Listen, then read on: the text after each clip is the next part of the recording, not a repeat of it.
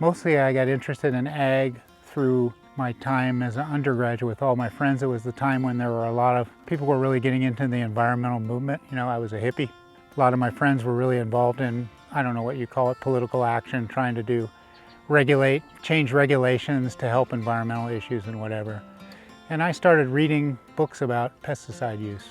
And I got reading those and I got excited about maybe trying to do something. And unlike my friends who really wanted to make change by regulating things, I thought the best way would be to actually work with growers and try to figure out how to do it differently and really help them. 65% of my responsibility is as the extension entomologist. So I'm basically the educator of the industry for tree fruit insects, and I educate not just the growers, but also a major educator of the extension educators and kind of play that role. And then 25% of my job is doing research. I've managed to kind of do both basic and applied research. And then I also have a role in education at MSU, and my major role is educating graduate students. During my tenure, there have been tremendous regulatory changes that have rocked the industry, really been a challenge for the industry. And then most recently, the big challenge has been, and the big thing that we see is our invasive insects. So they're just almost a damper on IPM, which is what I've dedicated my life to. And Jim is one of the growers that I've probably done the most on-farm research with. I think when I came here in 1997, I probably started working with Jim in 98. Jim's a great cooperator, and he grows organic, and my main thrust in my research then and passion was mating disruption, use of sex pheromones to manage insects, and this was the perfect place to do it. He came out with a mission. When he first came out, he was at Michigan State University, introduced him, and Hort Society.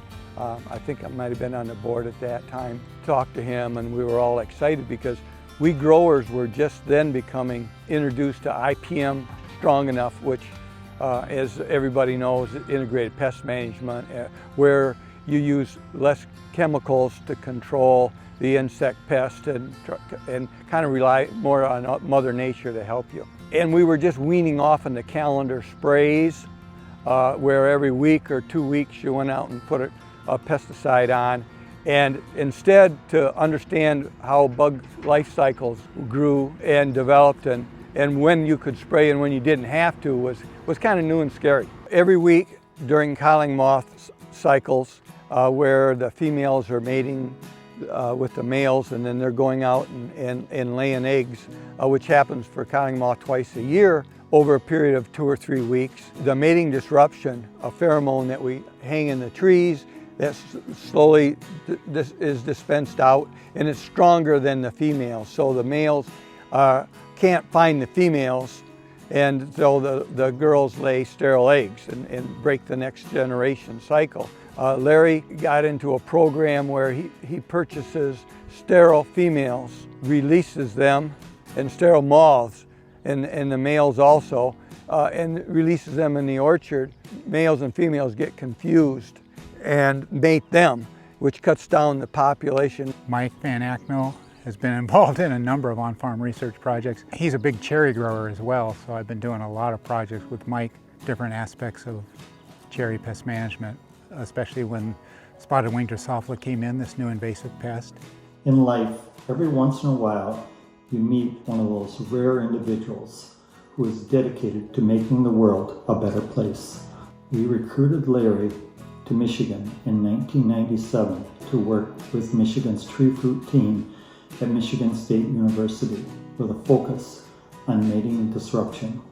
He was key to our IPM programs and a tremendous addition to our fruit team. Larry made tremendous research contributions at MSU's tree fruit entomologists as we face new and old pests in the field. He had a unique ability to break research down for growers so they could understand the importance of conditions that would impact pest pressure and treatments. Larry is vital to this industry because he has a passion for we growers. We're almost an extension of his family. He goes above and beyond what most every other MSU professor that I've known does or has done in terms of working with us because he wants us to survive. He was the first-class guy that made a huge impact to our fruit industry over his lifetime. Larry has been able to keep us profitable, helping families stay together because of the profitability and continue to the next generation.